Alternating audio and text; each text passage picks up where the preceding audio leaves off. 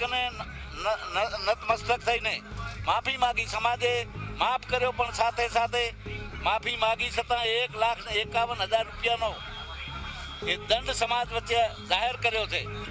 એની આ શીખ લઈને બીજા કોઈ આ 3 જિલ્લામાં આવું કોઈ બંધારણ ના તોડી શકે અને નકે દંડ એ કોર કમિટી પણ એનો દંડ કરી શકે. નહીં, ગામ સમિતિ કરે પછી કોર કમિટીને એમ લાગશે કે ભાઈ આજે જો ગામ સમિતિએ 21,000 રૂપિયા દંડ કર્યો, બધા એને થોડુંક નારાજગી હતી. આ તમારી સમક્ષ વાત છે, એટલે એવું નથી. ગ્રામ સમિતિ તો કદાચ એમ કે છોડી મૂકે, પણ આ કોર કમિટી ને અને તાલુકાની કમિટી, જિલ્લાની કમિટી એ યોગદાન કરવાની, જેથી કરીને બીજો કોઈ આવું કરી ના શકે. તૂટું કે ના તૂટું એની જવાબદારી ગામ સમિતિની રહેશે અને ગામ સમિતિ નિર્ણય કરશે.